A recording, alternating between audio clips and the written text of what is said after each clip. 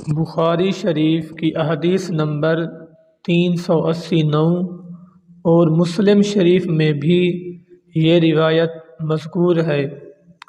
حضرت انس بن مالک رضی اللہ عنہ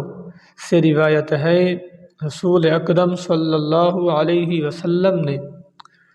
حضرت ابی بن کعب رضی اللہ عنہ سے فرمایا،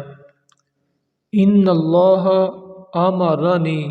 ان اقرأ علیک لم یکن الذین کفروا، کہ اے کعب، اللہ تعالی نے مجھے یہ حکم دیا ہے کہ میں تمہیں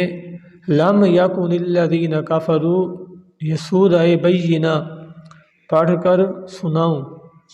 قربان جائیں حضرت ابی بن کعب کی شان پر کہ اللہ تعالی اپنے حبیب کو حکم دے رہا ہے کہ اے حبیب، سورہ بینہ لم یکن الذین کفروا یہ سورہ مبارکہ حضرت ابی بن کعب کو سناؤ۔ حضرت ابی بن کعب ان خوش نصیب انسانوں میں سے ہیں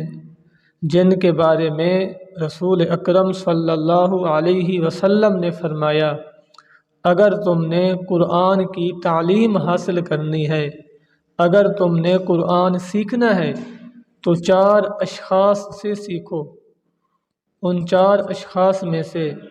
ایک نام حضرت ابی بن کعب کا بھی ہے، اور آپ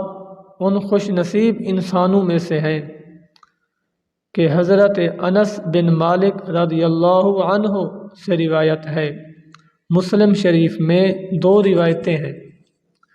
کہ رسول اکرم صلی اللہ علیہ وسلم کے زمانہ اقدس میں 4 اشخاص نے قرآن کو جمع کیا،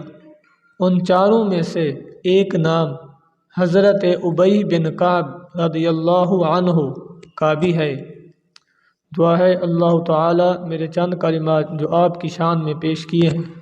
قبول و منظور فرمائے۔ وما علیہ الا البلاغ المبین۔